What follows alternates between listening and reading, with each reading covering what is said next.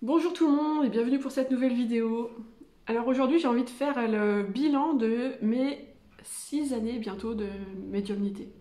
Parce que ça passe très vite. C'était en mars 2016 que j'ai pris conscience de ma médiumnité. Maintenant je dis plus que je suis devenue médium en mars 2016 parce que je l'étais avant mais je ne le savais pas. Je dis que j'ai pris conscience de ma médiumnité en mars 2016. D'habitude, les autres années, je fais un article sur mon blog pour faire une sorte de bilan, mais mon blog est un petit peu beaucoup à l'abandon, et peut-être que dans mes résolutions 2022, eh ben, je vais reprendre mon blog, même si vous avez quand même beaucoup de lectures, si jamais vous avez envie d'aller y faire un tour, je deviens médium.fr. Donc, alors, le bilan de mes 6 années de médiumnité. Non, de mes 6 années de médiumnité consciente, voilà, c'est mieux. Donc j'ai déjà raconté dans la toute première vidéo comment j'étais devenue médium, mais je vais quand même faire un petit recap, hein, c'est pas trop. Donc en mars 2016, je commande une guidance angélique sur la mission de vie. Il y a eu tout un cheminement que je ne vais pas vous raconter, hein, vous irez voir la première vidéo si vous n'avez pas vu. Et donc je reçois cette guidance, donc le message des guides, quoi, des anges gardiens, sur la mission de vie. Et ça me provoque un tsunami, je crois qu'on peut le dire. C'est au-delà de... Pardon. Au-delà des informations contenues dans cette guidance qui sont très très justes et que quand je relis encore 6 ans après, c'est pas français ce que je viens de dire. On va mettre un point, qui sont très très justes, point. Quand je la relis 5-6 ans après, c'est incroyable à quel point c'est pertinent, quoi. Donc au-delà des informations qui sont données dans cette guidance sur ma mission de vie, ce qui m'a vraiment bouleversée, c'est le fait que je me suis dit, mais donc c'est vrai, il y a vraiment quelqu'un, d'autre côté, des énergies, quoi, des gens qui sont comme mes meilleurs amis, qui savent tout de moi, qui connaissent tout, mes doutes, mes questions, mes questionnements, etc. Et qui sont là, pour me guider et tout, et ça m'a tellement bouleversée, mais je sais pas, parce qu'on est plusieurs copines à avoir fait cette guidance, et il y a que chez moi que ça a provoqué ce bouleversement, quoi. Vraiment, ça a vraiment bouleversé ma vie, et ça a changé ma vie. Donc j'ai été bouleversée par l'évidence, voilà. Et donc après, c'est là que j'ai commencé à vivre tous ces trucs paranormaux que je contrôlais pas du tout, les lumières en pleine nuit, les bébés qui pleurent, les lutins farceurs. Il s'est passé beaucoup de choses en peu de temps, en quelques mois. Et je ne contrôlais pas du tout ma médiumnité. Donc voilà, c'est ça, le bilan, c'est que la première année, enfin non, peut-être pas la première année, si on va dire globalement quand même, enfin les 6 premiers mois en tout cas, je ne contrôlais pas du tout ma médiumnité. Ça allait, ça venait, j'avais un panel de ce que je pouvais expérimenter, c'est-à-dire que j'ai eu droit à la clairaudience, à la clairvoyance, aux phénomènes paranormaux dans la vraie vie. J'ai eu comment ça s'appelle, la clairsentience, quand on ressent les douleurs des autres. J'ai eu la clairolfaction, enfin j'ai senti des parfums, des odeurs. Enfin, j'ai eu vraiment tout un panel d'expériences, voilà, médiumniques, mais ça allait et ça venait, quoi. C'était pas du tout dompté, voilà. Ensuite, il y a eu la création de mon blog, donc c'était 6 mois après, un peu plus de 6 mois après, c'était en novembre 2016, que ça fait presque 5 ans et demi. Et à partir de là... non, c'est pas à partir de là, il a encore fallu quelques mois, bon, ouais, c'est presque un an finalement. Au bout d'un an, on va dire, après mars 2017, que je me suis vraiment demandé, mais comment je fais pour tenir les rênes de ma médiumnité? Comment je fais pour la convoquer quand j'en ai besoin? Comment je fais? Et c'est là que donc j'ai demandé aux abonnés de mon blog de m'envoyer leurs photos et que j'ai canalisé les clés de l'âme. C'était ma première vraie expérience de médiumnité contrôlée, c'est-à-dire que je décidais de me poser, de respirer. Je regardais encore les photos à cette époque-là, de regarder la photo de la personne et de dire ok, quelle est la clé de l'âme pour cette personne, s'il vous plaît? Et là, j'avais tout de suite l'histoire qui venait, mais je vous ai déjà raconté ça. Et donc, c'était vraiment... j'ouvrais la porte de la canalisation, je demandais, je recevais la canalisation, et ensuite, quand c'était fini, je refermais la porte. Donc là, la Fabi qui aime bien contrôler, elle était contente, parce qu'elle contrôlait. Et c'est encore comme ça maintenant, sauf que j'ai élargi mon panel de canalisation, puisque donc j'ai commencé par les clés de l'âme, un an plus tard, donc ça devait être en 2018, ouais, ben j'ai fait les guidances, et ensuite, en 2020, je crois que j'ai rajouté pas guidance, vie antérieure et mission spirituelle, 2020 ou 2021, je sais plus. Enfin bref, vous voyez. Et là, je rajoute une nouvelle qui est la connexion à son enfant intérieur. Enfin, en fait, c'est infini, hein, à partir du moment où on a compris la manière de se connecter aux énergies, on peut se connecter à tout, c'est infini. Donc je dirais qu'entre 2016 et 2021, ce qui a changé, c'est l'expérience, hein, la pratique, la confiance en moi liée à la pratique et au retour positif, même s'il y a aussi des retours négatifs et que, bon, à la fois ça vexe, on va dire. Ça vexe et en même temps ça fait cogiter sur pourquoi certaines fois c'est bon et d'autres fois c'est pas bon alors que c'est exactement le même processus. Donc j'ai plus ou moins une idée de la réponse mais j'en suis pas sûre. Je pense que ça doit être lié à la vibration, quoi. Ma vibration à moi, au moment où je canalise. Donc voilà, il y a aussi ça, cette prise de conscience que quand je canalise mieux quand je suis dans la même énergie que la personne pour qui je canalise, ou quand je suis dans une très bonne énergie de joie, enfin que je suis super contente, que je suis bien et tout. Mais pas toujours, c'est même pas suffisant comme réponse, parce que certaines fois, deux canalisations faites dans la même journée, il y en a une qui va être mais incroyable de pression et tout, et l'autre, à côté de la plaque. Donc je pense quand même qu'il y a une histoire de compatibilité vibratoire entre la personne qui commande la canalisation et moi. Donc ça, c'est des prises de conscience par rapport à la médiumnité. Disons que quand ça s'est imposé à moi, c'était vraiment un monde complètement inconnu, fascinant mais inconnu, quoi. Et maintenant, au bout de 5 ans et demi, 6 ans, on va dire au bout de 5 ans de pratique, de vraie pratique, quoi, je pense que je comprends un peu mieux comment ça fonctionne pour moi. Ouais, comment ça fonctionne pour canaliser pour moi. Voilà.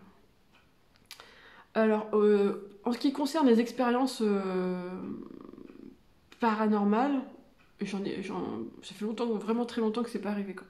Sauf si on considère que les bugs de l'univers sont des expériences paranormales. Et ça, je vous renvoie à la vidéo qui en parle. Sinon, je vous dis vite fait, c'est que ça m'est encore arrivé plusieurs fois hier. C'est que je lis un bouquin. Hier, dans mon bouquin, il y avait le mot orange. Et dans le dessin animé que regardait ma belle-fille, ouais, voilà, et ben ça a parlé d'orange pile au moment où je lisais le mot orange dans mon livre. Donc ça, c'est fou, quoi. Donc ça, on peut peut-être dire que c'est de l'expérience paranormale, je sais rien. Mais sinon, j'ai plus de boules flash lumineuses. En ce moment, je vois plus d'ombre trop au coin de l'œil. C'est plus subtil, en fait. C'est peut-être aussi, je dirais, parce que je réfléchis en même temps que je fais la vidéo, c'est que j'ai moins besoin de ce genre de démonstration pour savoir que je suis médium et pour capter tout ça. J'ai pas besoin d'avoir de... Mais j'adore, moi, hein, les trucs spectaculaires comme ça, mais j'en ai plus besoin viscéralement, quoi. Enfin, avant, c'était pas non plus viscéralement que j'en avais besoin. Enfin, vous comprenez ce que je veux dire ou pas? Merde. Disons qu'avant, peut-être que j'avais besoin inconscient de me persuader que ce que je vivais, c'était réel et que je devenais pas complètement cinglée. C'est pour ça que je voyais des choses en pleine journée et que j'entendais, que je ressentais, etc. Et maintenant que ça c'est assimilé et que ma réalité, je sais que je suis pas folle, en tout cas pas de cette façon-là, eh bien ça n'a plus besoin de se manifester. Et c'est dommage parce que moi j'aime bien les trucs... ça me fait pas peur. J'aime bien les trucs qui se manifestent dans le réel, quoi. Je trouve ça génial. C'est mon côté petite fille qui adore la magie, etc. Donc voilà, je sais pas si vous avez compris ce que je voulais dire. Moi, je me suis comprise moi-même. Donc il y a ça qui a changé aussi, qui a évolué entre 2016 et maintenant, c'est que il n'y a plus de phénomènes paranormaux spectaculaires, voilà. Si je synthétise et que je fais le bilan.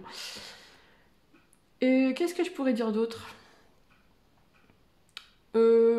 J'explore moins Et ça, c'est en rapport aussi avec la vidéo de la semaine dernière sur la spiritualité qui n'est pas le New Age et la New Age qui n'est pas la spiritualité. Je ressens moins le besoin de faire des soins énergétiques ou de tenter des trucs chelous pour progresser, parce que ça marche pas vraiment en fait. Je constate que mes déclics à moi, ils se font quand ils doivent se faire, voilà. Après des lectures, après des expériences, après des discussions, il y a des déclics qui sont même sans raison apparente, qui se font, c'est tout. Parce que c'est le moment qu'ils se fassent. Et ouais, en fait, c'est ça, c'est les déclics qui... J'ai plus besoin de... Enfin, de moins en moins besoin, on va dire, de ces expériences... je vais pas dire New Age, mais qui sont censées m'aider à me trouver moi, quoi. Je continue mon chemin moi-même. Et qu'est-ce que je voulais dire d'autre? Je crois que j'ai l'impression que j'ai pas bien dit ce que je voulais dire là sur les expériences. Je ressens pas le besoin en ce moment d'expérimenter avec quelqu'un d'autre, voilà. Et en même temps, je suis en contradiction parce que je suis aussi, je sens que j'ai besoin d'un guide terrestre, quoi. Mais pas un gourou de merde ou un truc comme ça, non, une sorte de mentor, mais qui soit pas un mentor, quelqu'un avec qui je me sente à égalité et en même temps que j'admire pour son élévation spirituelle. Voilà. Je sais pas si ça existe, ça, des gens comme ça. J'ai pas envie d'aller voir les gourous à la mode, même si c'est des gens très bien, peut-être, j'en sais rien, mais j'ai pas envie d'aller voir un gourou dont c'est le business, vous voyez. Moi, je voudrais rencontrer quelqu'un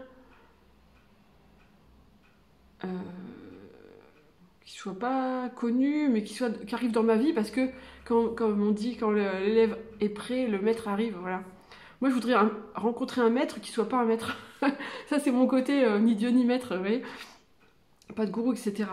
Mais je sens quand même que il y a un pas que je suis pas encore prête à faire. Je sais pas quel est ce pas, mais je pense qu'il est assez énorme.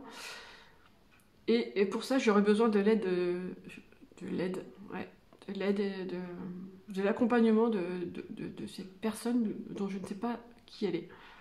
Et je sais pas quand est-ce qu'elle va arriver dans ma vie. Et c'est pas peine de poser vos candidatures en dessous pour être mon mentor, parce que c'est pas comme ça que ça marche. Non, je le dis en rigolant, parce que mais on sait jamais avec les cinglés qui laissent des commentaires sur YouTube des fois. Donc voilà, qu'est-ce que je peux vous dire d'autre sur l'évolution de ma spiritualité, de ma médiumnité. Ouais, peut-être que c'est ça le lapsus aussi, c'est que en 2016, pour moi, la médiumnité, c'était vraiment presque un jouet, quoi, un jeu et tout. C'est toujours un jeu, hein, mais c'était le but à atteindre, quoi. Comment contrôler ma médiumnité, comment arriver à canaliser, c'était mon objectif, quoi. Et maintenant que cet objectif-là, il est atteint, même si je sais que j'ai encore plein de points d'amélioration, que je peux canaliser toujours plus précisément, plus finement, plus en détail, plus longtemps. Tout ça, je sais que j'ai encore un long chemin à faire. Mais ce qui a changé par rapport à 2016, c'est que la médiumnité, c'est plus mon but, quoi. C'est un outil dans ma spiritualité, mais c'est plus le but. Moi, mon but, c'est très prétentieusement, c'est de créer une sorte d'émulation de lumière divine. Enfin bref, de réveiller, pas d'éveiller, de réveiller un maximum de conscience pour mettre en place le monde de demain. Parce que là, ça commence à urger, hein. Je sais pas si vous vous rendez bien compte, mais on est vraiment au point de bascule. Et la spiritualité, la vraie, la New Age, elle est là pour ça, quoi, pour qu'on prenne tous conscience de notre pouvoir créateur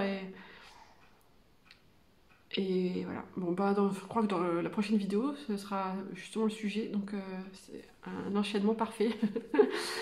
Eh bien, je crois que malgré tous mes bafouillements et autres eh bien, j'ai dit ce que j'avais à dire.